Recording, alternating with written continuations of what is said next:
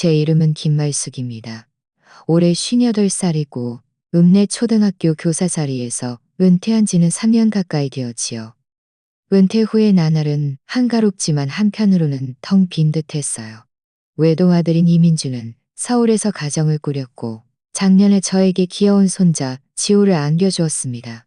지호가 태어난 그날부터 제 마음속 텅 비었던 자리는 순식간에 채워지는 듯했지요. 이번에 서울에 올 때는 양손 가득 짐을 들고 왔어요. 왼손에는 시골에서 직접 키운 푸성기가 들려 있었는데 일은 아침의 이슬이 아직 채 마르지 않은 채였습니다. 오른손에는 집에서 키우는 늙은 암탉이 낳은 달걀을 겹겹이 싸서 빈틈없이 담아왔고요. 2시간 동안 슈에버스를 타고 오느라 탈에는 끈 자국이 선명하게 남았지만 제 마음만은 따뜻했습니다. 문은 며느리 박서연이 열었습니다. 그녀는 옅은 회색의 실내복을 입고 있었고 머리카락 한 올 흐트러짐 없이 뒤로 묶은 채였습니다. 얼굴에는 아무런 표정이 없었지요. 어머니, 오셨어요? 그녀는 건조하게 인사하며 제가 들어서도록 옆으로 비켜섰습니다. 아이고, 서연아, 이것 좀 보렴. 내가 뭘 가져왔는지. 저는 의기양양하게 손에 든 짐을 들어 올렸습니다. 이 푸성귀 좀 봐. 얼마나 싱싱한지. 그리고 이 달걀은 지호 이유식 만들어주면 딱 좋을 거야. 서연의 시선이 제 손에 들린 봉투 위를 스치듯 훑었고 미묘하게 눈썹을 찌푸리는 것이 보였습니다. 그녀는 짐을 받지 않고 현관 신발장 안에서 흰색 스프레이 병을 꺼냈습니다. 살균 소독제라고 적혀 있었지요. 어머니, 잠시만 가만히 계세요. 그녀는 말하며 저와 제 손에 들린 시골 특산물 2봉투에 칙칙 소리를 내며 뿌리기 시작했습니다. 코를 찌르는 알코올 냄새가 나는 차가운 안개가 순식간에 저를 감쌌습니다. 저는 미처 대비하지 못하고 컥컥 기침을 2번 했습니다.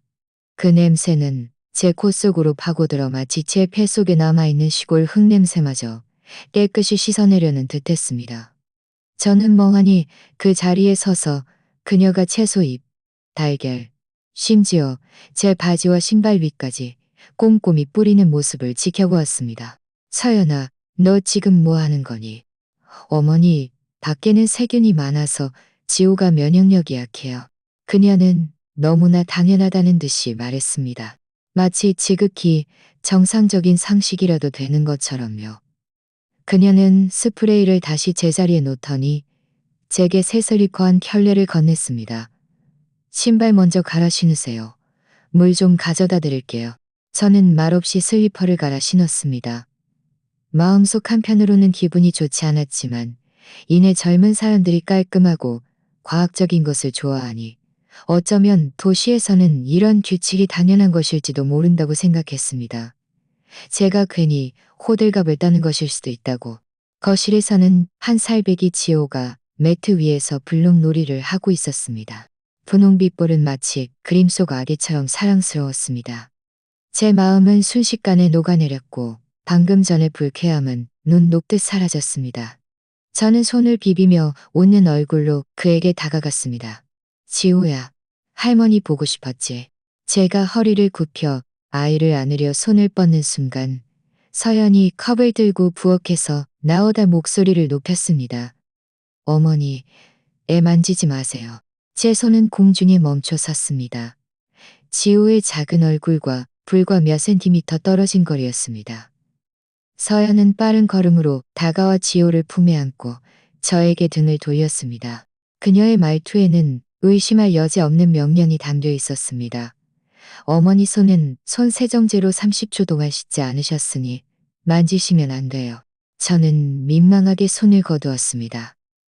평생 농사일을 하느라 거칠어진 제 손바닥을 바라보았습니다.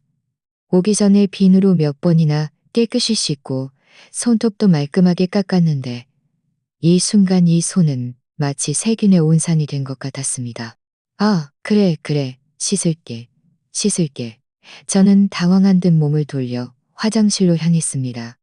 수돗물을 3개 틀고 손세정제를 몇 번이나 짜서 손가락 마디마디를 꼼꼼히 문질렀습니다. 거품은 부드럽고 차가웠습니다. 손 피부가 약간 붉어질 때까지 거의 1분 가까이 문지른 후에야 깨끗한 물로 헹궈냈습니다. 손을 닦고 나오니 서연은 이미 지호를 안고 침실로 들어가 문을 살짝 닫아놓았습니다. 거실에는 저 혼자 남아 있었고 한쪽 구석에는 소독제 냄새가 이상하게 풍기는 시골 특산물 2봉투가 놓여 있었습니다. 저녁 식사 때가 되자 아들 민준이 퇴근하고 돌아왔습니다. 그는 저를 보고 매우 기뻐하며 제 밥그릇에 자꾸 반찬을 얹어주었습니다. 제 마음은 한결 나아졌습니다. 아들만 제 편이라면 며느리의 작은 행동들은 아무것도 아니라고 생각했지요. 식사 후 저는 설거지를 하겠다고 나섰고 서연은 말리지 않았습니다. 그저 설거지할 때 세제를 여러 번 헹궈주세요. 잔여물이 몸에 안 좋으니까요. 라고 한마디 덧붙였을 뿐입니다. 저는 고개를 끄덕이고 부엌에서 뜨거운 물로 그릇마다 5번, 6번씩 헹궈 그릇을 잡을 수 없을 정도로 뜨거워질 때까지 반복했습니다. 밤 9시쯤 저는 씻고 쉬려던 참이었습니다. 민준이 저를 한쪽으로 끌어당기더니 곤란한 듯 말했습니다. 엄마, 저 오늘 밤엔 거실 소파에서 주무실 수 있을까요? 지우가 자는 방이랑 가까워서 시끄러울까 봐요. 저는 잠시 멍해졌습니다. 이 집은 방 3개의 거실 하나였습니다. 안방과 지호방 외에 작은 서재가 하나 더 있었고 그 안에도 싱글 침대가 놓여 있었는데 말이지요. 저는 거실의 가죽 소파를 바라보았습니다. 좁고 딱딱해서 몸 한번 뒤척일 공간도 없어 보였습니다. 딱 하룻밤만요. 하룻밤만.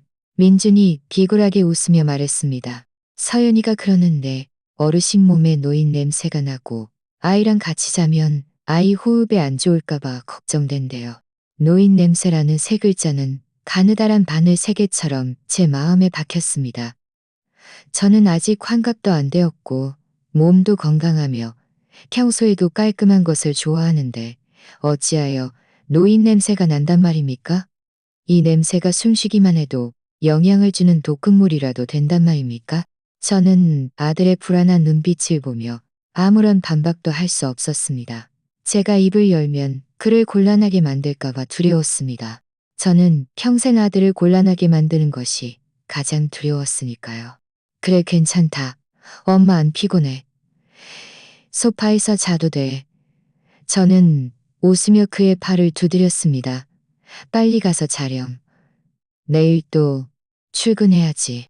밤이 깊었습니다. 밤이 깊었습니다. 저는 차갑고 딱딱한 소파에 누워 얇은 에어컨 이불 하나만 덮고 있었습니다. 거실 창문은 도시의 화려한 불빛을 완벽히 가려주지 못했고 천장에는 기이한 그림자가 드리워졌습니다. 저는 이리저리 뒤척이며 잠을 이룰 수 없었습니다. 소파에 눌려 뼈마디가 쑤셨지만 더 아픈 것은 제 마음이었습니다. 눈을 감아도 코 속에는 여전히 그 코를 찌르는 소독약 냄새가 남아있는 듯했습니다. 그것은 마치 꼬리표처럼 제 몸에 단단히 붙어 있었습니다. 창문이 깨끗하고 먼지 한 톨 없는 이 집에서 저와 제가 가져온 흙냄새 가득한 물건들은 마치 가장 먼저 소독되고 살균되어야 할 어울리지 않는 존재 같았습니다. 다음 날 저는 아주 일찍 일어났습니다. 살금살금 소파를 정리하고 부엌으로 들어가 아침 식사를 준비했습니다. 제가 좀 더 부지런히 움직이고 일을 많이 하면 서연의 마음을 바꿀 수 있을 거라고 생각했지요. 저는 찹쌀죽을 끓이고 민준이 좋아하는 계란말이도 만들었습니다. 그들이 일어났을 때 식탁 위에는 따뜻한 아침 식사가 가득 차려져 있었습니다. 민준은 매우 기뻐했고 서연의 얼굴에도 드물게 희미한 미소가 떠올랐습니다. 아침을 먹을 때 그녀는 뜻밖에도 제게 말했습니다. 어머니, 수고하셨어요. 단 한마디였습니다. 이 한마디에 어제 제가 겪었던 모든 서러움이 눈 녹듯 사라지는 듯했습니다. 오전에는 서연이 지호를 데리고 동네 소아과에 예방접종을 맞으러 간다고 했습니다. 제가 같이 가겠다고 하자 서연은 잠시 망설이더니 말했습니다. 어머니, 그냥 집에서 쉬세요. 병원에는 사람이 많고 세균도 많아서요. 또 세균이라니. 제 입가에 맺혔던 미소가 굳어졌습니다. 저는 말없이 고개를 끄덕였습니다. 그들이 떠난 후 저는 집 안바닥을 2번이나 꼼꼼히 닦고 창문도 제 얼굴이 비칠 정도로 깨끗하게 닦았습니다. 제가 정리하여 환해진 집을 바라보며 마음속에는 뿌듯한 만족감이 차올랐습니다. 이제 더 이상 흠잡을 곳이 없을 것이라고 생각했습니다. 오후 3시쯤 초인종이 울렸습니다. 서연과 지우가 돌아온 줄 알고 서둘러 문을 열었습니다. 문 밖에는 서연의 어머니, 즉 지우의 외할머니가 서 있었습니다. 그녀는 단정한 암적색 원피스를 입고 세련된 파마머리를 하고 있었으며 손에는 수입 체리와 고급 장미가 담긴 예쁜 과일 바구니를 들고 있었습니다. 어르신, 오셨어요? 어서 들어오세요. 저는 반갑게 맞이했습니다. 어이, 말숙씨도 있었네. 외할머니는 웃으며 들어와 서연이 미리 준비해둔 전용 슬리퍼를 신었습니다. 거의 동시에 서연이 지호를 안고 침실에서 나왔습니다. 엄마를 보자마자 그녀의 얼굴에는 환한 미소가 피어올랐습니다. 지난 이틀 동안 제가 한 번도 보지 못했던 밝은 미소였습니다. 엄마, 오셨으면 미리 연락이라도 주시지. 서연의 목소리에는 애교가 섞여 있었습니다. 우리 예쁜 외손자 보고 싶어서 그냥 왔지. 외할머니는 입이 귀에 걸리도록 웃었습니다. 지호야, 이리 와. 외할머니 보렴. 서연은 지호를 안고 엄마 앞으로 다가가며 웃으며 말했습니다. 외할머니한테 뽀뽀해드려. 지호는 말 잘 듣는 아이처럼 외할머니 뺨에 쭉 소리를 내며 뽀뽀했습니다. 외할머니는 너무나 기뻐하며 과일 바구니에서 크고 빨간 체리 하나를 꺼내 지호 입에 바로 넣어주었습니다. 착하다. 외할머니가 맛있는 거 가져왔지? 저는 이 광경을 보며 가슴이 철렁했습니다. 외할머니는 밖에서 들어오면서 손도 씻지 않고 바로 아이에게 음식을 주는 것이었습니다. 서연은 말리지 않았을 뿐만 아니라 행복하고 당연하다는 표정이었습니다. 저는 참지 못하고 한마디 했습니다. 서연아, 체리는 먼저 씻어야 하지 않을까? 제 말이 채 끝나기도 전에 서연이 웃으며 말을 끊었습니다. 괜찮아요. 엄마는 워낙 깔끔해서요. 이 과일은 고급마트에서 산 건데 다 소독해서 나온 거예요. 또 소독이라니. 알고 보니 소독도 사람을 가리는 것이었습니다. 제가 시골에서 가져온 채소는 제 앞에서 직접 소독제를 뿌려야 했지만 그녀의 엄마가 고급마트에서 사온 과일은 저절로 소독의 후광을 두르게 되는 것이었습니다. 저는 말없이 몸을 돌려 부엌으로 들어가 과일을 씻고 차를 준비했습니다. 거실에서는 할머니, 딸, 손자 3대가 화기애애하게 웃는 소리가 끊이지 않고 들려왔습니다. 그 웃음소리는 마치 보이지 않는 벽처럼 저를 외부와 단절시켰습니다. 저는 저녁 식사를 준비하기 위해 국자를 잡았습니다. 그 순간 국자의 차가운 감촉이 마치 제 마음속까지 차갑게 식히는 듯 했습니다. 저녁 식탁 분위기는 더욱더 분명하게 나뉘었습니다.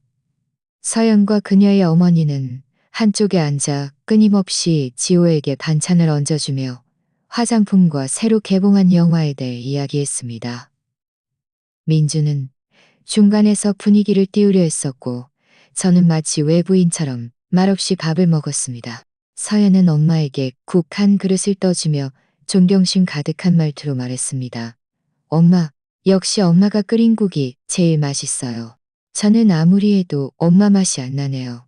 엄마는 워낙 깔끔하셔서 키운 자식들도 남다른 것 같아요. 이 말은 마치 엄마를 칭찬하는 듯 했지만 한마디 한마디가 저를 때리는 듯 했습니다. 그래, 나는 깔끔하지 않아. 나는 더러워. 내 몸에는 세균이 있고 노인 냄새도 나.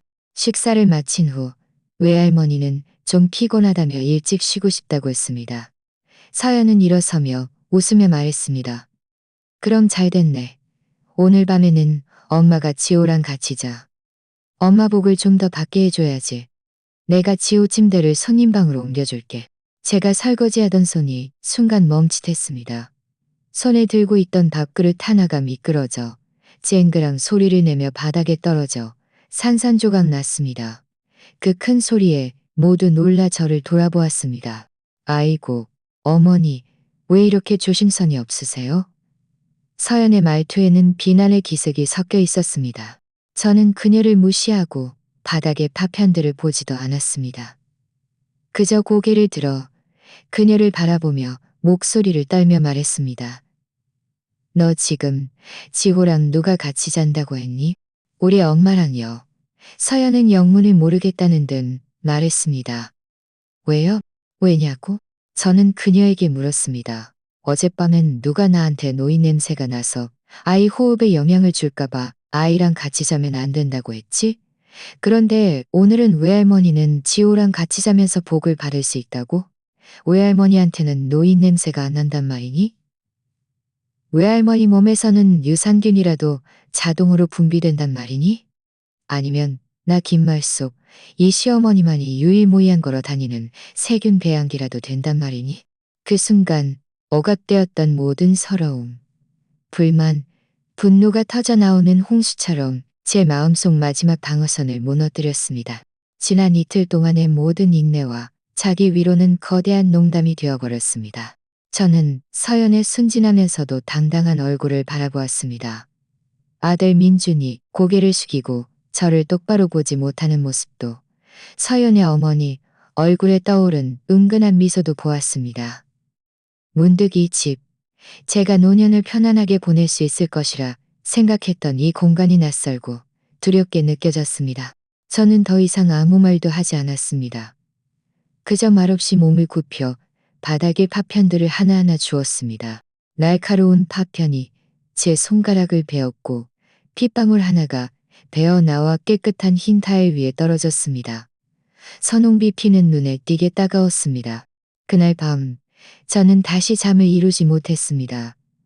거실 소파에 눕지 않고 작은 의자를 베란다에 놓고 밤새 앉아 있었습니다. 도시의 야경은 아름다웠습니다. 수많은 불빛이 화려하게 빛났지만 그 어떤 불빛도 저를 위해 켜진 것은 없었습니다. 저는 울지 않았습니다. 눈물 한 방울 흘리지 않았지요. 마음이 완전히 식어버리면 눈물 같은 따뜻한 것은 흘러나오지 않는 법이니까요. 저는 많은 것을 생각했습니다. 제가 평생 어떻게 아끼고 절약하며 아들 민준에게 가장 좋은 것을 주었는지, 그가 서울에 이 결혼할 집을 사주기 위해 저와 제 남편의 평생 모은 돈을 어떻게 썼는지, 심지어 친척들에게 십수만 원을 빌리면서 탈면도 다 버렸는지, 처음 제가 새 집문서, 제 이름 하나만 쓰여 있던 그 집문서를 그들에게 건네줄 때 민준이 얼마나 담담하게 제게 엄마, 집, 소독수로 맞이해야 하는 집, 손자조차 만질 수 없는 집, 시어머니는 소파에서 자고 외할머니는 침실에서 자는 집. 이것은 집이 아니었습니다. 이것은 저를 모욕하기 위해 정교하게 꾸며진 무대였습니다. 하늘이 희뿌옇게 밝아올 무렵 제 마음속에는 이미 결심이 서 있었습니다. 저는 거실로 들어섰습니다.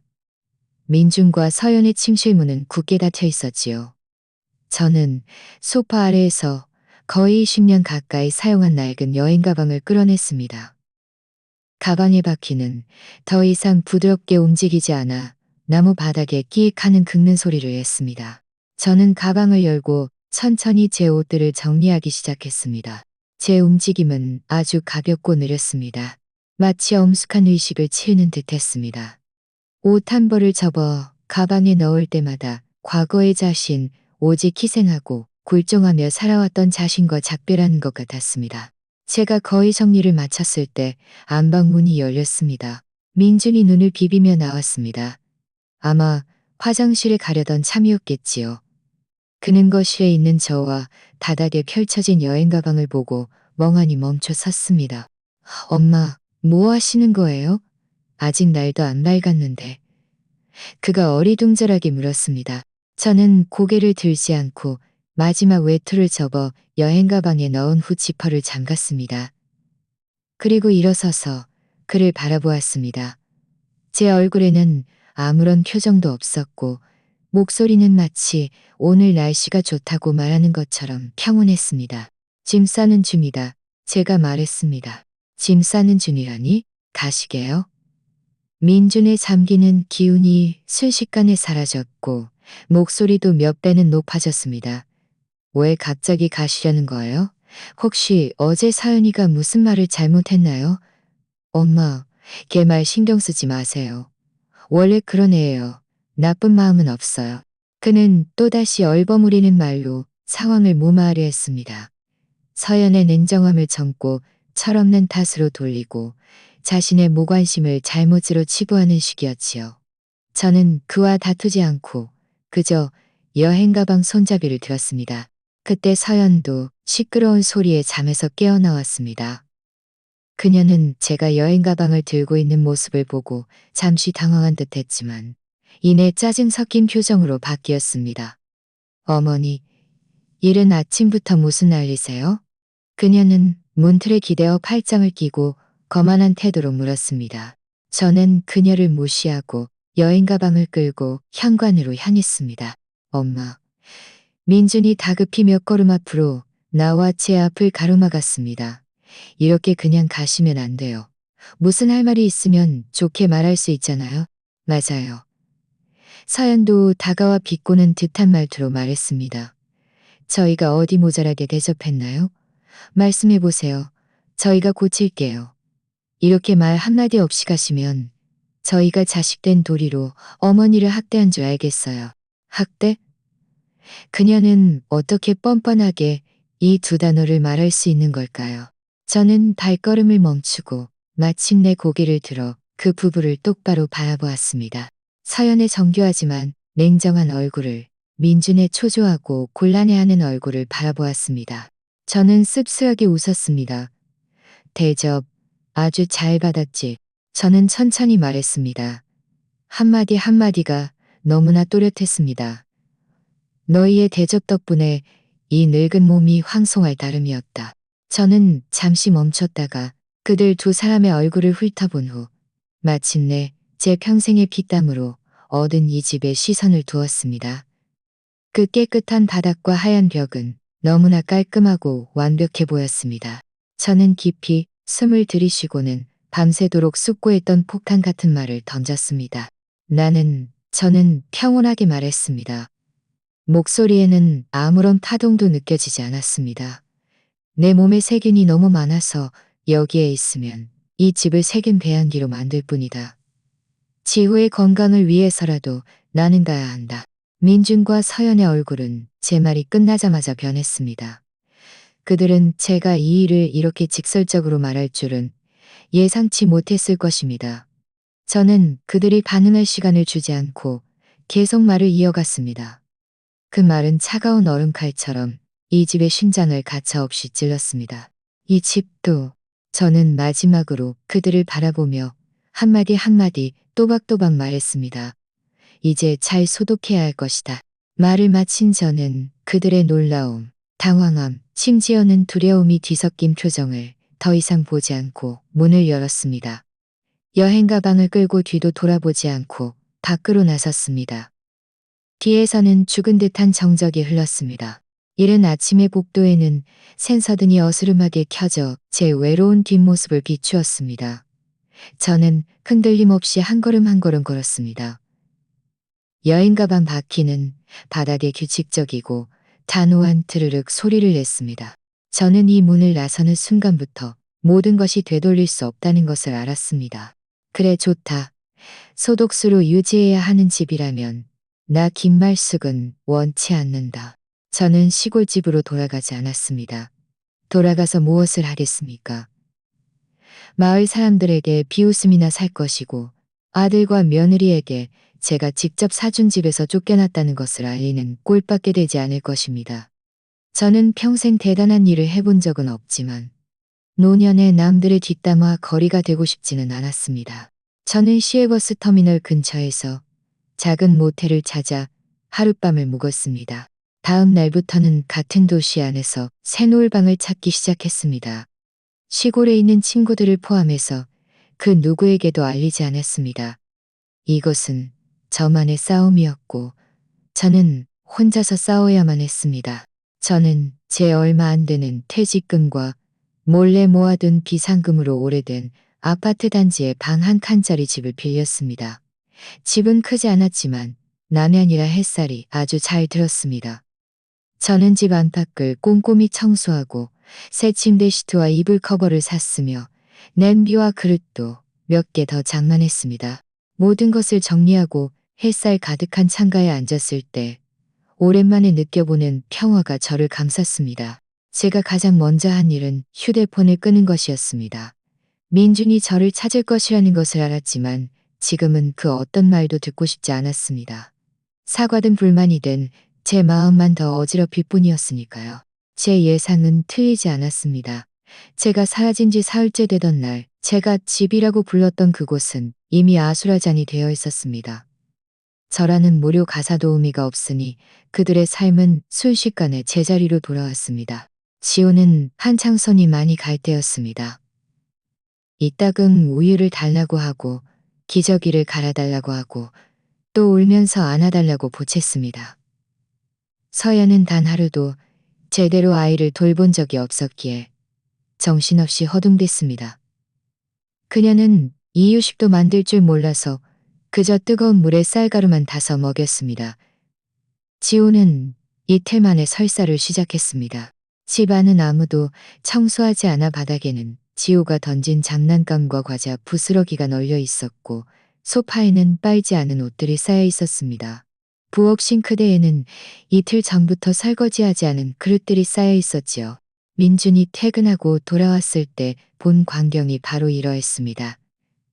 그를 맞이한 것은 지호의 천둥 같은 울음소리와 서연의 지치고 원망스러운 얼굴이었습니다. 민준아, 당신 엄마 대체 어디 간 거야? 전화도 꺼져 있고 이렇게 그냥 가버리면 어쩌자는 거야? 서연의 화는 마침내 폭발했습니다. 내가 어떻게 알아? 나도 며칠 동안 친척들한테 다 물어봤는데 아무도 못 봤대. 민준도 짜증이 나서 머리를 쥐어뜯었습니다. 그는 매일 퇴근하면 따뜻한 밥과 반찬이 있고 깨끗하게 정돈된 환경에서 할머니의 보살핌을 받아 늘 웃기만 하는 아들을 보는 것에 익숙해져 있었습니다. 이제 이 모든 것이 사라진 것입니다. 찾아, 당신 시골에 있는 그 친구들한테 다시 물어봐. 난 그 사람이 증발이라도 한 줄은 믿지 못하겠어. 서연이 소리쳤습니다. 찾아. 당신은 맨날 나보고 찾으라고만 해. 당신이 그때 엄마한테 좀 잘해줬으면 엄마가 갔겠어? 며칠 동안 쌓였던 불만이 민준의 입에서도 터져 나왔습니다. 내가 엄마한테 잘 안 해줬다고? 민준, 당신 말은 양심적으로 해봐. 내가 엄마한테 뭘 잘못했는데? 내가 그냥 좀 깔끔한 걸 좋아했을 뿐인데 그것도 잘못이야? 당신 엄마의 그 낡은 생각은 아이를 키우는데 전혀 맞지 않아. 잘 됐어.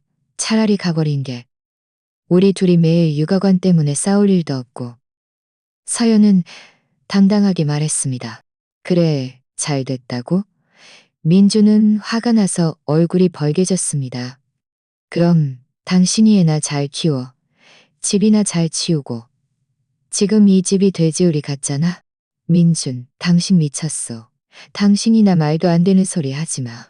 분쟁과 아이의 울음소리가 집 전체를 뒤흔들었습니다. 온 집안은 엉망진창이었습니다. 이 모든 것은 제가 나중에 먼 친척에게서 들은 이야기였습니다. 그 친척은 민준에게 이끌려 제 행방을 수소문하다가 우연히 그 부부가 싸우는 장면을 목격했다고 했습니다. 저는 햇살 가득한 제 작은 방에서 전화 너머 친척의 이야기를 들으며 마음속에는 아무런 파동도 없었습니다. 이것이 바로 그들의 진짜 삶의 능력이었습니다. 저라는 희생의 겉옷을 벗겨내니 그들은 가정의 가장 기본적인 운영조차 해내지 못했습니다. 서연은 자신이 과학적인 육아의 진리를 터득했다고 생각하여 저를 함부로 대했습니다. 하지만 그녀는 모든 섬세하고 과학적인 육아는 가장 소박한 기초 위에 세워진다는 것을 잊었습니다. 누군가가 당신을 위해 뒷받침해주고 누군가가 당신을 위해 빨래와 식사를 해주고 누군가가 당신을 위해 빨래와 식사를 해주고 누군가가 당신을 위해 청소를 해주고 누군가가 당신이 지쳤을 때 도와줄 수 있는 그런 기초 말입니다. 이제 저는 더 이상 뒷받침해주고 싶지 않았습니다. 저는 전화를 끊고 따뜻한 차 한 잔을 끓였습니다. 차 향기가 그윽했고 햇살은 더할 나위 없이 좋았습니다. 문득 휴대폰을 끈 것이 제 평생 가장 올바른 결정 중 하나였다는 생각이 들었습니다. 새 집에 정착한 후 제가 두 번째로 한 일은 낡은 여행 가방을 정리하는 것이었습니다. 가방 맨 밑바닥에는 빨간 천으로 단정하게 쌓인 작은 뭉치가 있었습니다. 빨간 천을 열자 그 안에는 역시 빨간색의 책자, 바로 집문서가 있었습니다. 저는 손가락 끝으로 금빛으로 빛나는 세 글자를 부드럽게 쓰다듬었습니다. 첫 장을 넘기니 그 위에는 제 이름 김말숙이 선명하게 인쇄되어 있었습니다. 기억은 순식간에 5년 전으로 거슬러 올라갔습니다. 그때 민준과 서연은 결혼을 준비 중이었습니다. 서연이 집에서 요구한 것은 서울에 대출 없이 완납된 결혼할 집이 있어야 한다는 것이었습니다. 저와 제 남편은 평생을 성실하게 살아온 사람들이었습니다. 남편은 읍내 공무원이었고 저는 초등학교 교사였습니다. 월급은 많지 않았지만 안정적이었습니다. 우리 둘은 평생을 아끼고 절약하여 6천만 원이 넘는 돈을 모았습니다.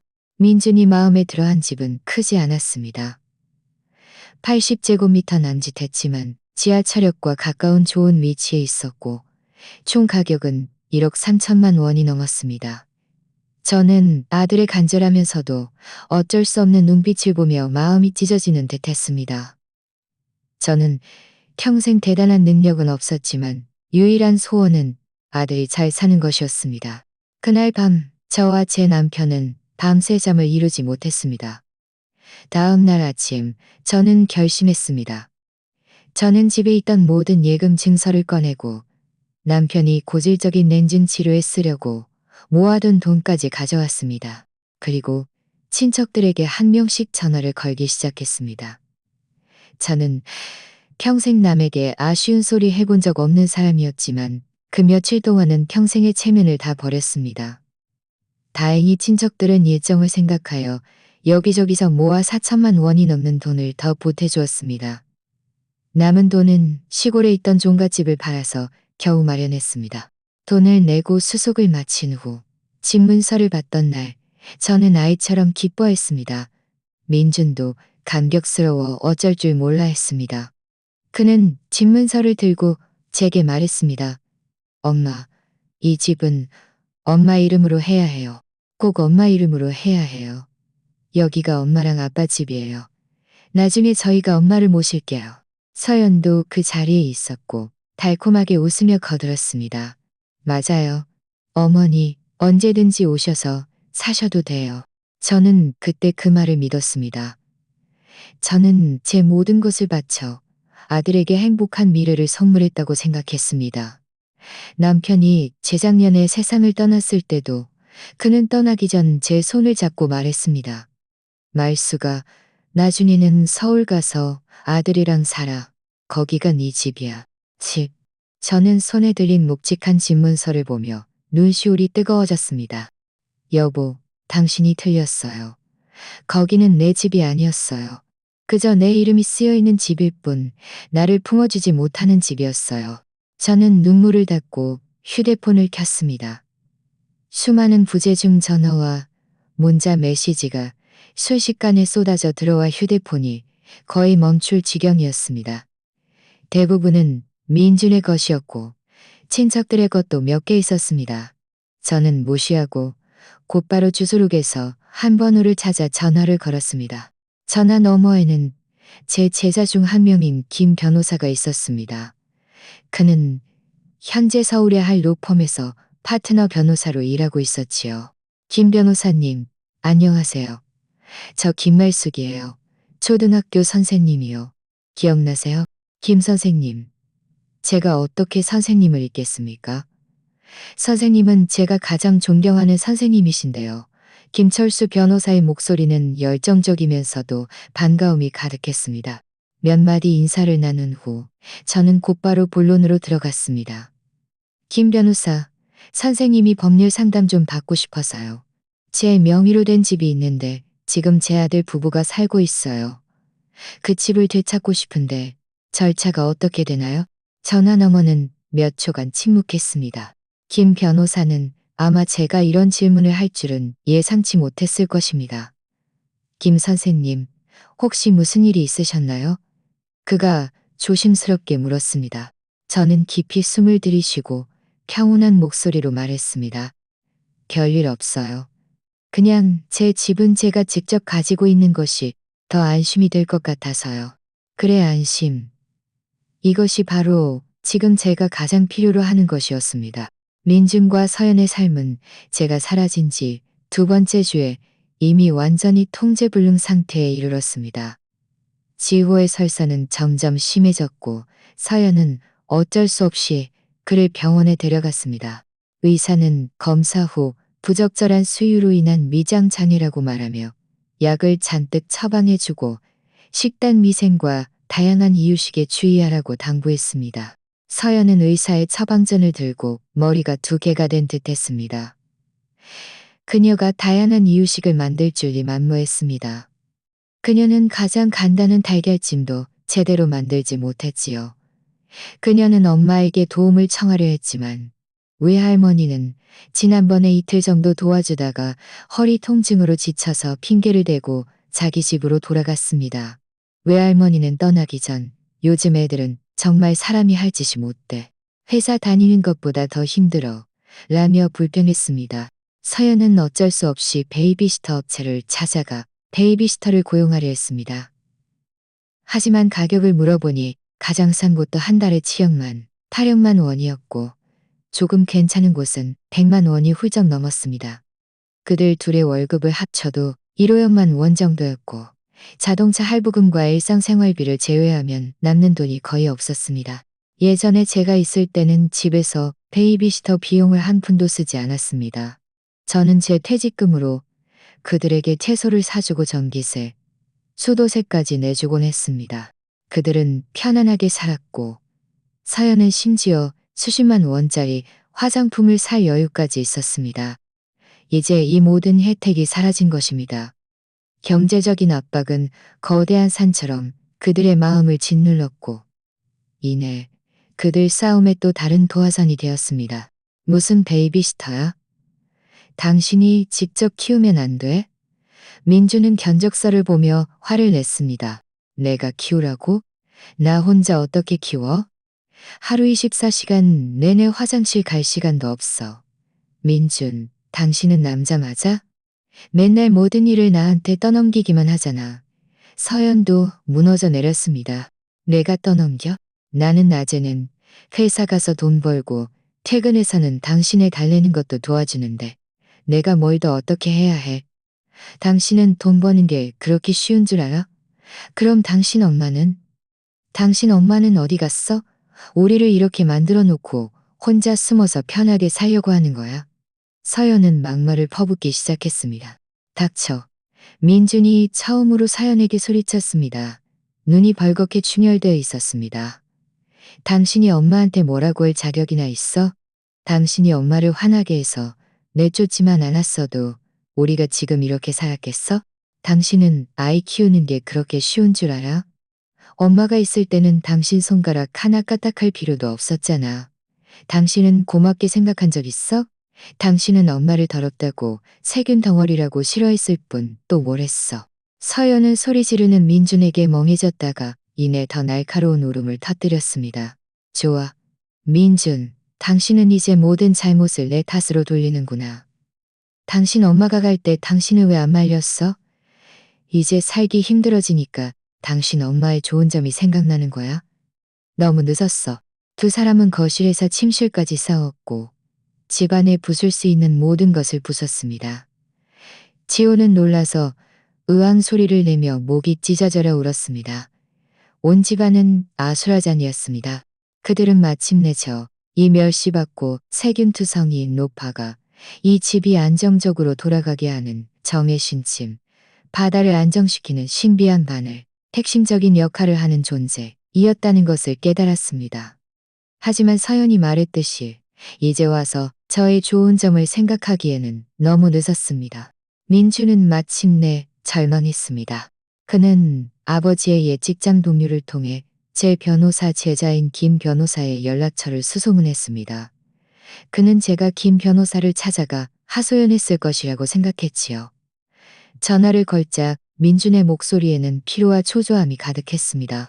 김 변호사님, 저는 김말숙 선생님 아들 이민준입니다. 혹시 저희 엄마가 변호사님을 찾아가셨나요? 저희 엄마께 무슨 일이라도 생기신 건가요? 전화도 계속 거져 있어서 저희는 미칠 지경이에요. 김 변호사는 제가 미리 일러둔 대로 담담하게 대답했습니다. 이민준 씨, 김 선생님은 잘 계십니다. 아무 일도 없으셨습니다. 다만 저에게 개인적인 일을 처리해달라고 위임하셨을 뿐입니다. 개인적인 일요? 무슨 개인적인 일인데요? 민준이 다급하게 물었습니다. 김 변호사는 잠시 멈췄다가 사무적이고 감정 없는 말투로 말했습니다. 현재 이민준 씨 부부가 거주하고 계신 아파트의 소유권 및 사용권에 관한 사안입니다. 전화 너머 민준은 침묵했습니다. 저는 그의 표정이 마치 파리를 삼킨 것처럼 일그러졌을 것이라고 상상할 수 있었습니다. 그는 마침내 제가 토라져서 가출한 것이 아니라 제 모든 것을 되찾을 준비를 하고 있다는 것을 깨달았습니다. 민준이 제가 새들어 살던 아파트 단지를 찾아온 것은 주말 오후였습니다. 그는 아마 친척 중 누구에게서 끈질기게 졸라 제 주소를 알아냈을 것입니다. 그는 제 문 앞에 서 있었는데 몰라보게 초췌해져 있었습니다. 머리는 헝클어져 있었고 눈은 퀭했으며 옷도 구겨져 있었습니다. 저는 문을 열었지만 그를 들어오게 하지 않고 그저 평온하게 바라보았습니다. 엄마. 그가 입을 열자마자 목소리가 잠겼습니다. 제가 드디어 엄마를 찾았어요. 그는 한 발짝 다가오려 했지만 제 눈빛이 제지당했습니다. 무슨 일이니? 제 말투는 담담했습니다. 마치 낯선 사람을 대하는 듯 했지요. 엄마, 저와 함께 집으로 돌아가세요. 그가 간절하게 말했습니다. 제가 잘못했어요. 다 제 잘못이에요. 엄마를 서운하게 하지 말았어야 했는데 서연이도 잘못을 알아요. 아직 어려서 철이 없어서 그런 거였어요. 엄마, 그 철없는 애 말 신경 쓰지 마세요. 네? 그는 또다시 얼버무리는 말로 상황을 무마하려 했습니다. 서연의 냉정함을 참고 철없는 탓으로 돌리고 자신의 무관심을 잘못으로 치부하는 식이었지요. 엄마, 여기 혼자 사시면 얼마나 위험해요. 집이 얼마나 좋아요. 다 갖춰져 있고. 지호도 엄마 보고 싶대요. 요즘 계속 아파서 매일 할머니를 불러가며 울어요. 그는 감정에 호소하기 시작했습니다. 심지어 아픈 아이까지 인질로 삼는 것을 주저하지 않았습니다. 저는 아무런 표정 없이 그의 말을 조용히 들었습니다. 그가 거의 말을 마쳤을 때 저는 몸을 돌려 방 안탁자에서 서류 봉투를 하나 집어 그에게 건넸습니다. 이게 뭐예요? 그가 의아해하며 받았습니다. 열어봐. 그는 안에 있는 서류를 꺼내 들었습니다. 제목만 보고도 얼굴이 순식간에 하얗게 질렸습니다.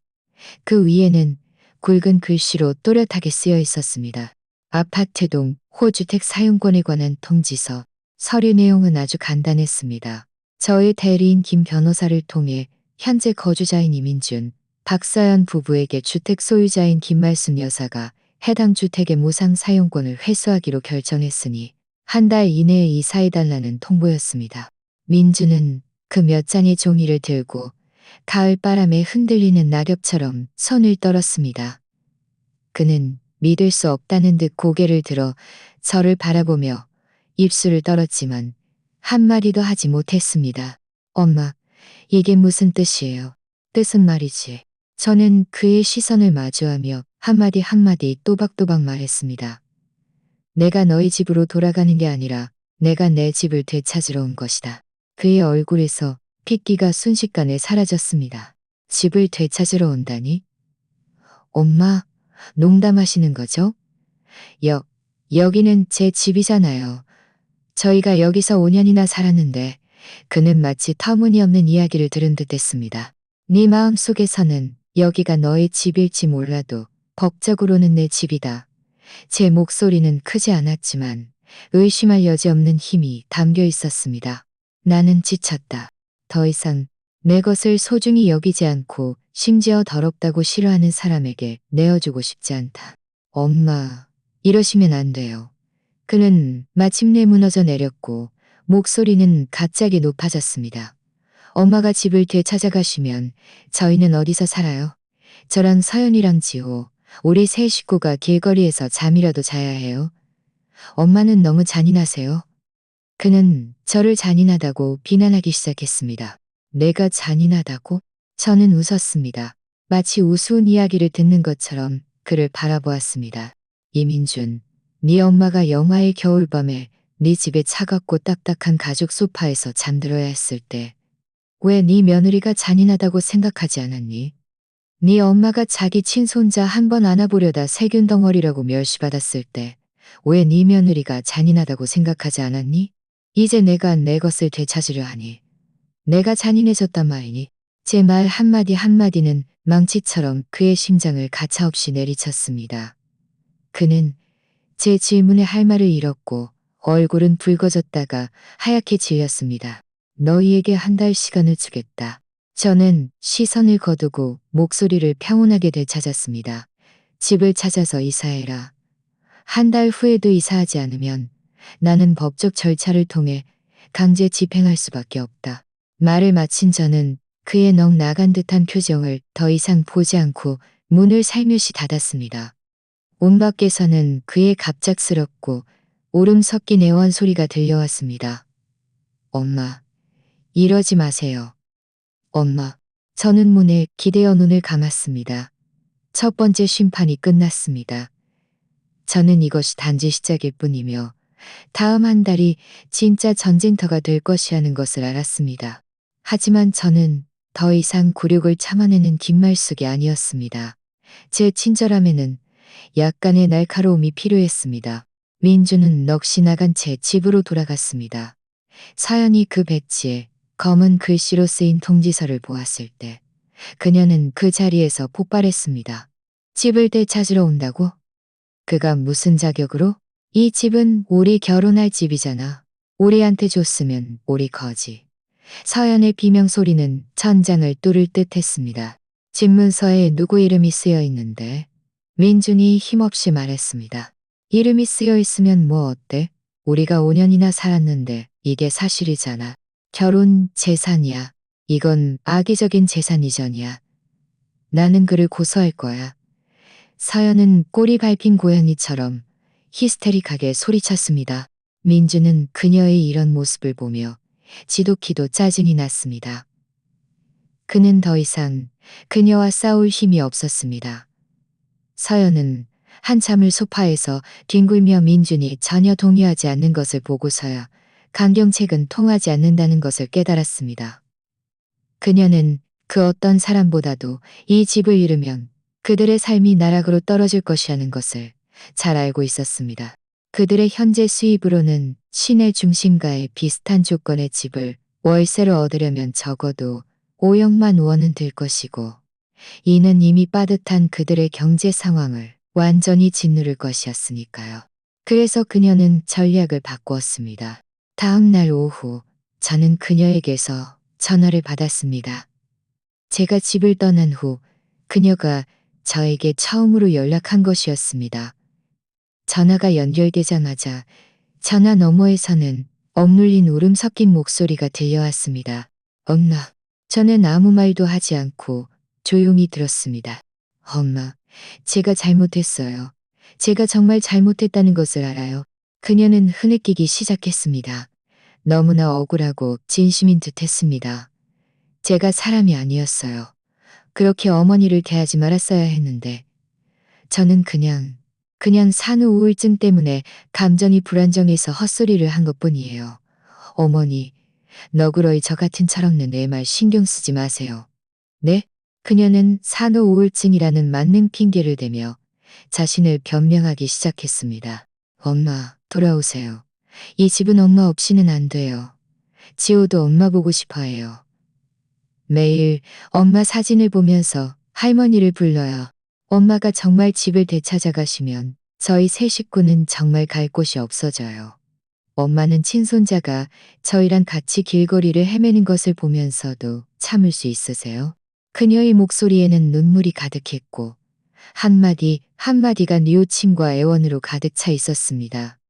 만약 보름 전에 저였다면 이 말을 듣고 정말 마음이 약해져서 그녀가 정말 잘못을 깨달았다고 생각했을지도 모릅니다. 하지만 이제 저는 더 이상 그렇지 않았습니다. 저는 그녀가 연기를 마칠 때까지 조용히 들었습니다. 그녀가 흐느끼는 틈을 타 저는 평온하게 입을 열었습니다. 박서연.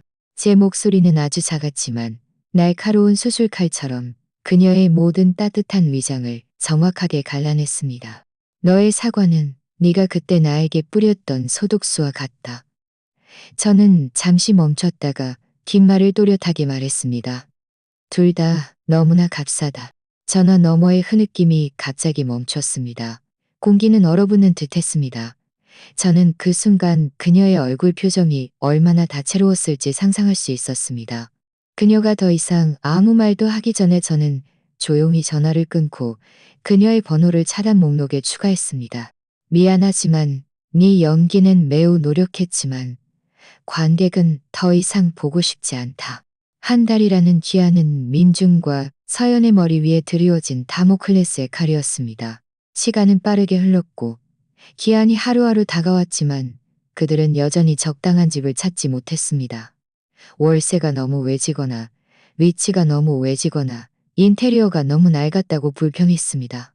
그들은 시내 중심가의 편의시설이 잘 갖춰진 아파트에 사는 것에 익숙해져 있었기에 그런 낡은 월세방에 사는 것을 도저히 받아들일 사는 것을 애원과 감정 호소도 통하지 않는다는 것을 깨달은 후 그들은 마지막 발악을 시작했습니다. 그들은 여론전을 펼치기로 결정했습니다.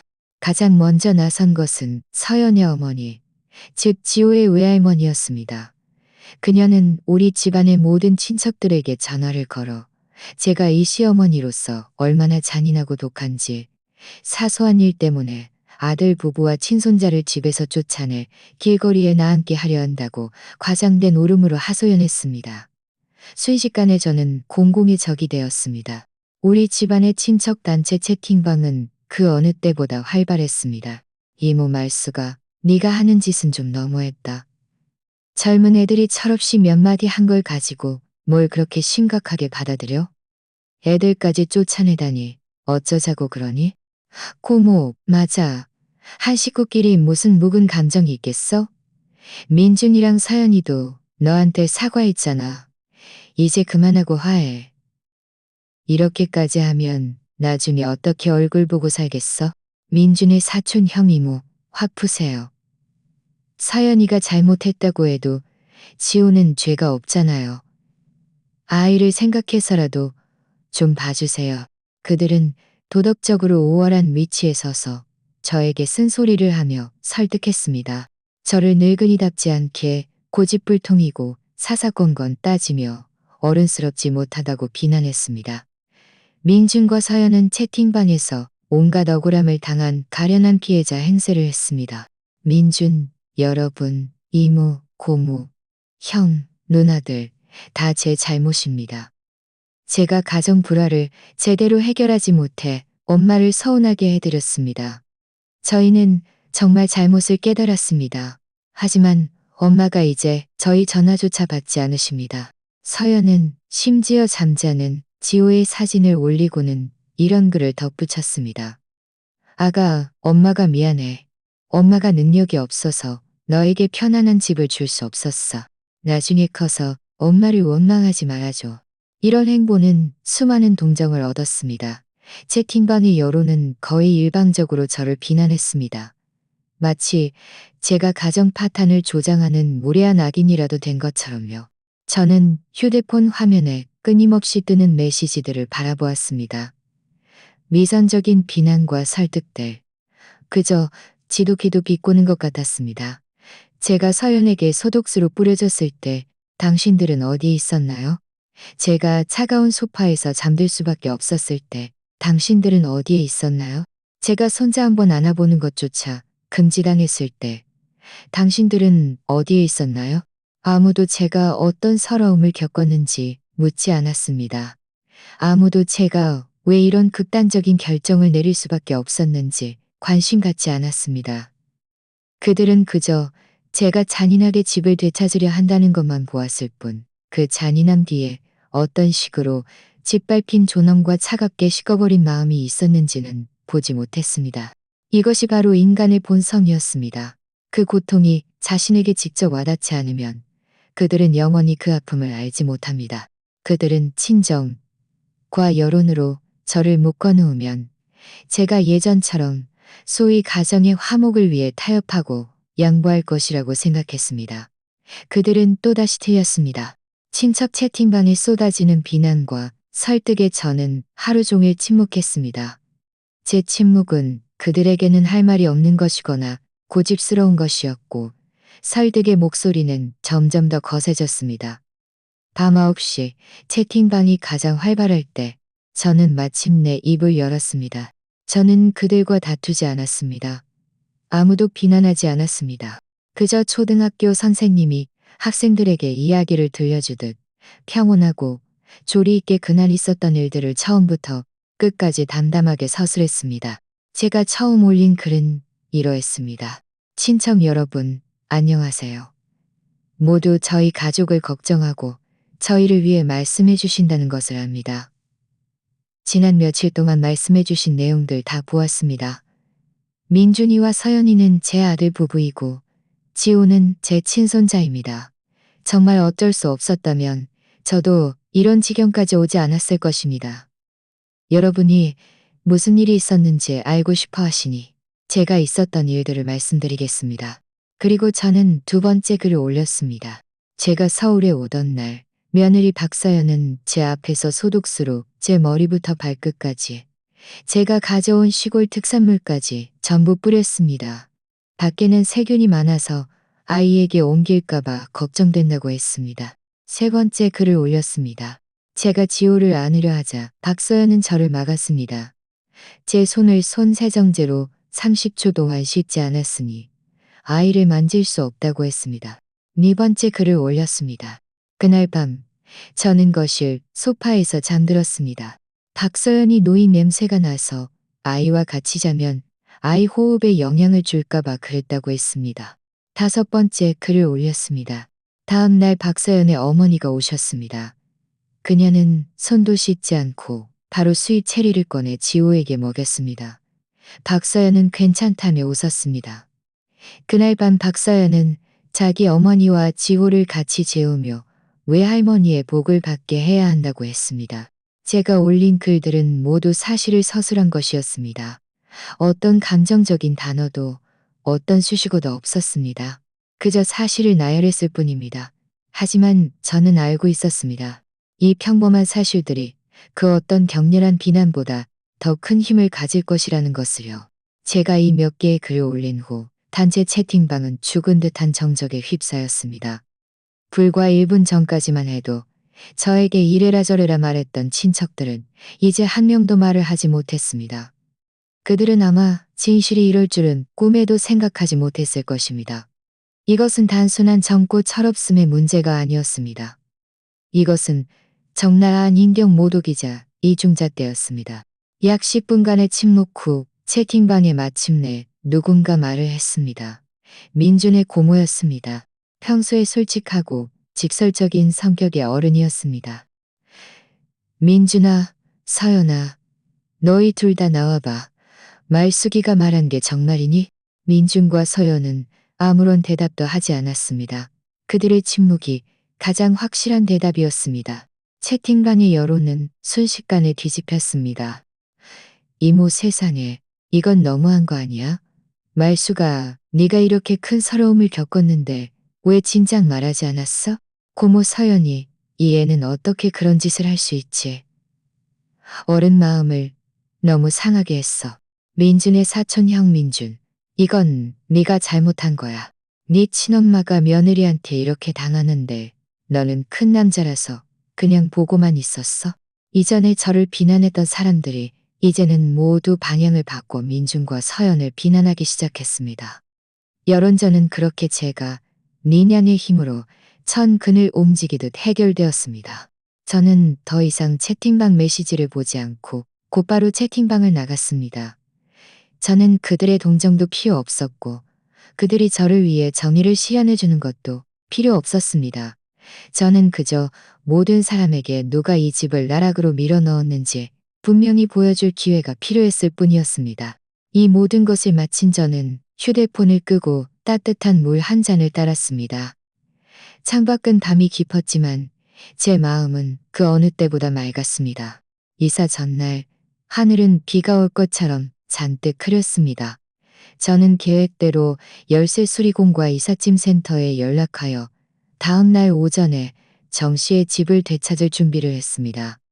민준과 서연이 여론전에서 참패한 후에는 체면을 지키며 떠날 것이라고 생각했지만 저는 그들의 고집 혹은 그 집에 대한 그들의 집착을 과소평가했습니다. 그날 밤 저는 일찍 잠자리에 들었습니다. 한밤중에 아래층에서 시끄러운 소리에 잠이 깼습니다. 창가로 가서 커튼을 젖히고 아래를 내려다보니 가슴이 철렁 내려앉았습니다. 제가 살던 건물 아래 희미한 가로등 불빛 아래 두 사람의 그림자가 서 있었습니다. 민준과 서연이었습니다. 그들 옆에는 유모차도 놓여 있었고 지호는 그 안에 잠들어 있을 것입니다. 밤바람이 거세게 불어 나뭇잎들이 스산한 소리를 냈습니다. 그들 둘은 그렇게 서서 고개를 들고 제가 있는 쪽을 올려다보고 있었습니다. 그들이 얼마나 오래 서 있었는지 어떻게 이곳을 찾아냈는지는 알 수 없었습니다. 제 마음은 그 순간 약해지지 않았습니다. 그저 한없이 슬플 뿐이었습니다. 오늘 이럴 줄 알았으면 왜 그때 그랬을까? 저는 커튼을 다시 닫고 침대로 돌아와 이불을 뒤집어 썼습니다. 다음 날 아침 저는 원래 계획대로 7시 반에 정씨의 집을 나섰습니다. 아래층에서 따뜻한 만둣국을 먹고 싶었지요.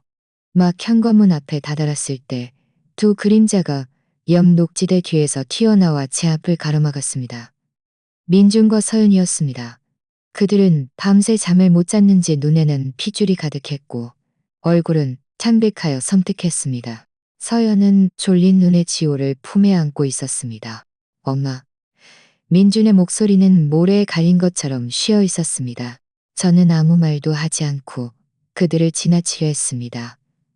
제가 몸을 옆으로 돌리는 순간 저를 충격에 빠뜨리는 광경이 벌어졌습니다. 민준이 서연을 끌고 쿵 소리를 내며 제 앞에 무릎을 꿇었습니다. 차가운 시멘트 바닥에 둔탁한 소리가 울렸습니다. 엄마, 저희가 잘못했어요. 제발 한 번만 더 기회를 주세요. 민준이 제 다리를 붙잡고 서럽게 울기 시작했습니다. 30이 넘은 건장한 남자가 아이처럼 울었습니다. 서연도 바닥에 무릎을 꿇고 지호를 앞으로 밀며 흐느끼며 말했습니다. 엄마, 지호를 봐서라도 이번 한 번만 용서해 주세요. 저희가 정말 잘못했다는 것을 알아요. 지호는 그들의 소란에 놀라 으앙 소리를 내며 따라 울었습니다. 출근 시간이라 현관문 앞에는 사람들이 오고 갔고 모든 이웃들이 놀란 듯 궁금한 눈빛으로 우리를 바라보았습니다. 제 얼굴은 화끈거렸습니다. 수치심 때문이 아니라 분노 때문이었습니다. 그들은 이런 극단적이고 추악한 방식으로 친정과 여론을 이용해 마지막으로 저를 묶어두려 했습니다. 그들은 자신들의 존엄을 발 아래 짓밟으면서 저의 체면까지 함께 짓밟으려 했습니다. 주위에서 웅성거리는 소리, 수군거리는 소리는 수많은 바늘처럼 제 몸에 박혔습니다. 이 집은 왜 이래? 며느리를 무릎 꿇리다니 너무하네. 시어머니랑 며느리 싸움인가 봐. 집안일은 다 어려운 법이지. 저는 깊이 숨을 들이쉬고 스스로를 진정시켰습니다. 제가 한 번이라도 마음이 약해지면 이전에 했던 모든 노력이 수포로 돌아갈 것이라는 것을 알았습니다. 제 앞에 무릎을 꿇고 서럽게 울고 있는 아들과 며느리, 그리고 놀라서 울음을 터뜨린 손자를 보며 그 순간 제 마음이 흔들렸다는 것을 인정합니다. 피는 물보다 진하고 그들은 분명 제 몸에서 나온 살점이자 제가 애지중지 키운 아이들이었습니다. 하지만 이 흔들림은 짧은 몇 초 동안만 지속되었습니다. 이내 제 머릿속에는 서연이 소독수를 들고 저에게 뿌리던 그 차가운 얼굴이, 제가 손자를 만지는 것을 금지할 때 그 혐오스러운 눈빛이, 민준이 저에게 소파에서만 잠들라고 말할 때 그 불안한 눈빛이 떠올랐습니다. 그 장면들은 한 통의 얼음물처럼 제 마음속에 피어났던 일말의 연민을 순식간에 꺼버렸습니다. 저는 그들을 위로하지도 어떤 부드러운 말도 하지 않았습니다. 그저 그들을 위에서 내려다보며 제 앞에서 펼쳐지는 이 비극적인 연극을 지켜보았습니다. 제 시선은 그들을 넘어 멀리 떨어진 수군거리는 이웃들을 향했습니다. 그리고 저는 천천히 입을 열었습니다.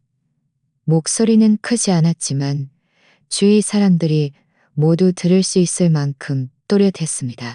이민준, 박서연, 너희가 무엇을 잘못했는지 아느냐? 민준은 흐느끼며 고개를 끄덕였습니다. 알아요. 엄마. 다 알아요. 저희가 엄마를 화나게 하고 엄마한테 못되게 굴지 말았어야 했는데. 저는 고개를 저어 그의 말을 끊었습니다. 너희는 모른다. 저는 몸을 굽혀 무릎 꿇은 그들과 눈높이를 맞췄습니다. 제 눈빛은 얼음처럼 차가웠습니다. 너희의 후회는 너희의 냉정함과 이중잣대가 한 어머니의 마음을 깊이 상하게 했기 때문이 아니다. 너희의 후회는 단지 너희가 이 집을 잃게 될 것이기 때문이고 무료 가사도우미를 잃게 될 것이기 때문이고 너희의 안락한 삶을 잃게 될 것이기 때문이다. 제 말은 날카로운 칼처럼 그들의 모든 뉘우침의 위장을 정확히 꿰뚫었습니다. 민준과 서연의 울음소리는 순간 멈칫했습니다. 나는 성인이 아니다. 저는 계속 말했습니다. 서연의 눈물 어린 얼굴을 훑어보았습니다. 소독수로 뿌려진 감정은 다시는 따뜻해질 수 없고 노인 냄새로 더럽혀진 존엄도 다시는 주워 담을 수 없다. 저는 일어서서 더 이상 그들을 보지 않았습니다. 일어나라. 제 목소리에는 깊은 피로감이 섞여 있었습니다. 색이 없는 곳을 찾아가서 너희의 과학적인 삶을 살아라. 저는 잠시 멈췄다가 마지막 말을 내뱉었습니다. 내 집, 내 사랑, 내 희생. 이 색인투성이 늙은이는 너희에게 아깝다. 말을 마친 저는 더 이상 그들을 상대하지 않고 무릎 꿇은 그들의 몸을 비켜지나 뒤도 돌아보지 않고 앞으로 걸어갔습니다. 뒤에서는 민준의 절망적인 울음소리와 서연의 놀란 듯 믿을 수 없다는 흐느낌이 들려왔습니다. 주위의 이웃들은 숨죽인 듯 조용했습니다. 그들은 아마 제 몇 마디 말에서 이래 전말을 들었을 것입니다. 그 탐색하고 비난하던 시선은 연민과 이해로 바뀌어 있었습니다. 저는 뒤돌아보지 않았습니다. 한 걸음 한 걸음 단호하고 굳건하게 걸어갔습니다.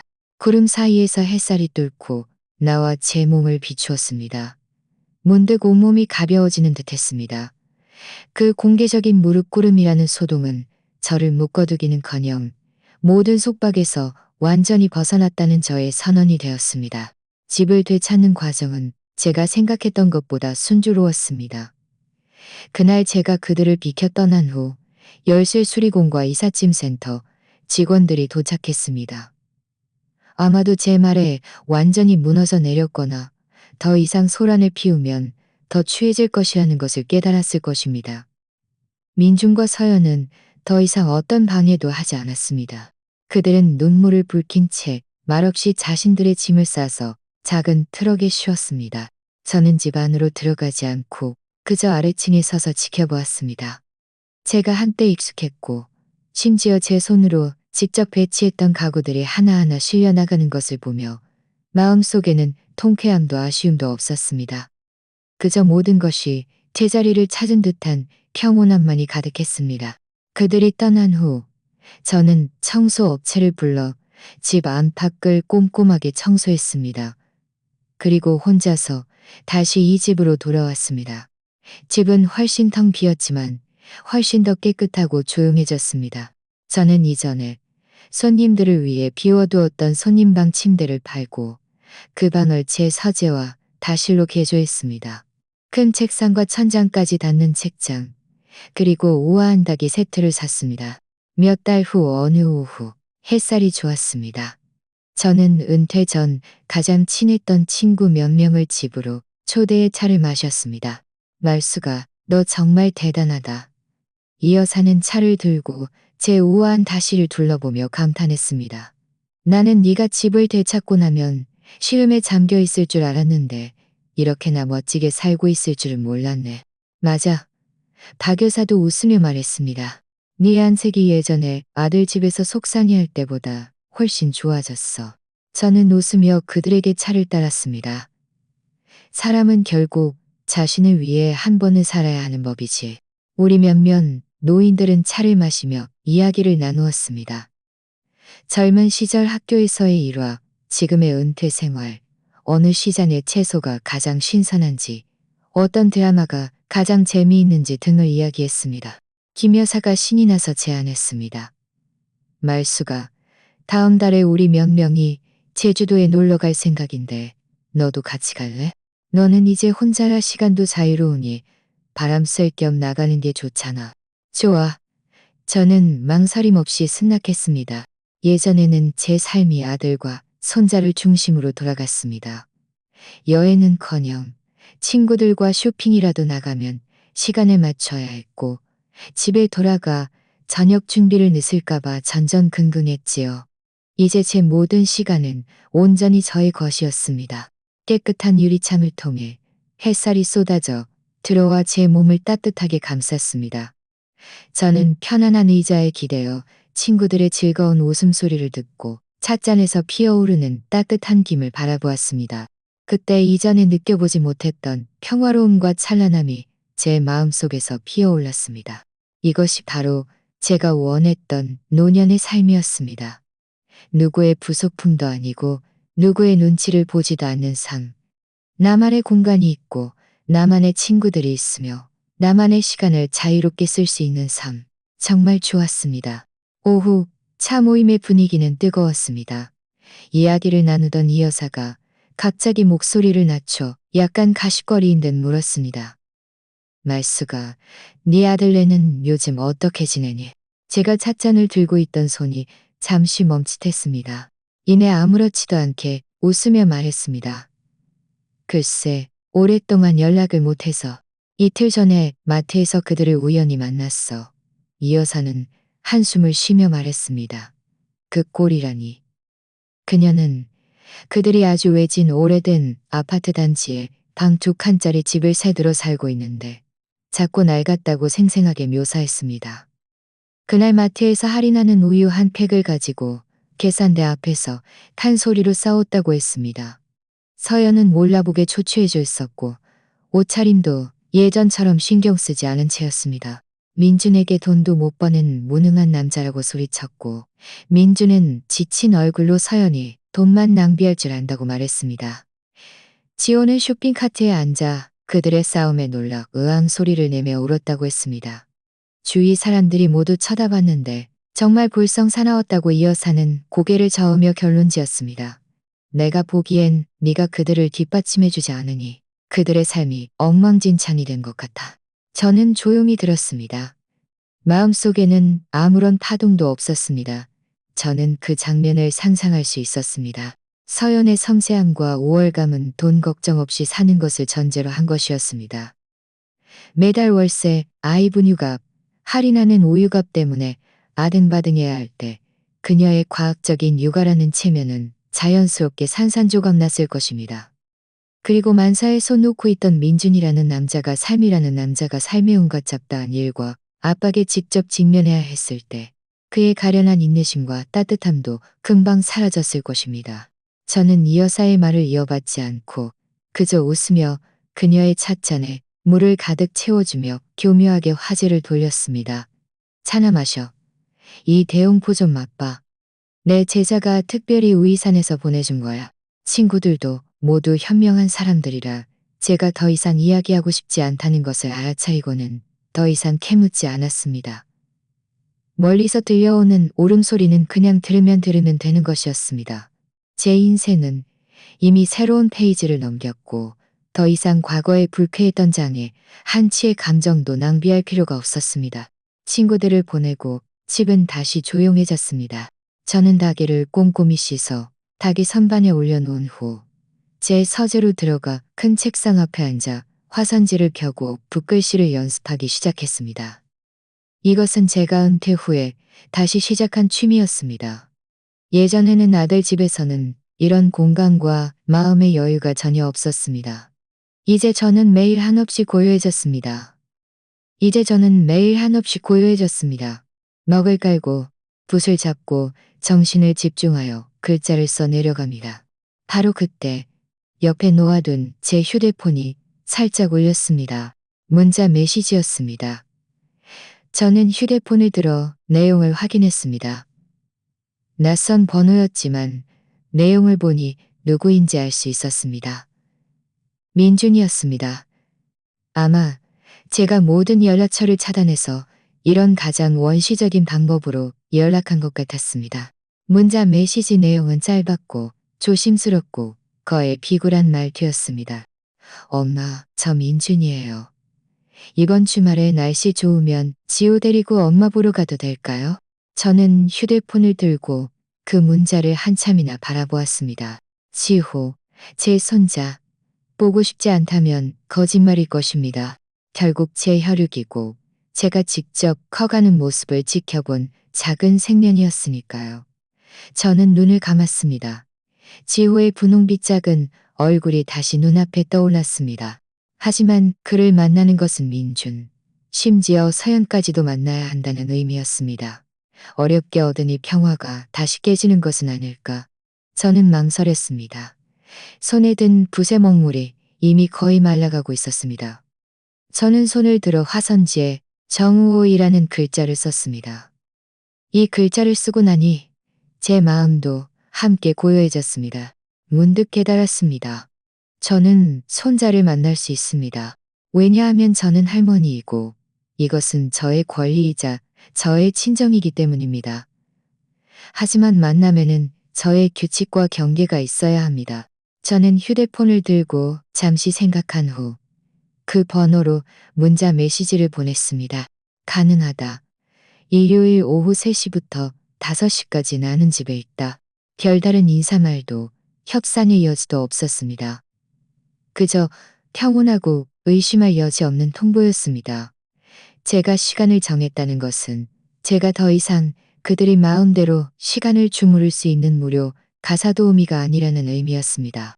제 인생에는 저만의 계획이 있었고 제가 그들에게 준 것은 제 계획에서 나눌 수 있는 2시간뿐이었습니다. 문자 메시지를 보낸 후 저는 휴대폰을 무음으로 바꾸고 한쪽에 놓아두었습니다. 답장이 올지 말지는 더 이상 신경 쓰지 않았습니다. 저는 다시 붓을 들고 화선지의 다른 한쪽에 먹물을 묻혀 제 글씨를 계속 써 내려갔습니다. 창밖으로는 저녁 노을의 잔번이 쏟아져 들어와 서재 전체에 따뜻한 금빛을 입혔습니다. 제 인생은 환갑을 얼마 남겨두지 않은 시점에 마침내 진정으로 제가 직접 통제하게 되었습니다. 이 뒤늦게 찾아온 자유와 평화는 그 어떤 것보다 소중했습니다. 저는 앞으로의 길이 순탄치만은 않을 것이라는 것을 알았지만 제 마음은 이미 단단해져 있었습니다. 왜냐하면 저는 마침내 한 가지 진리를 깨달았기 때문입니다.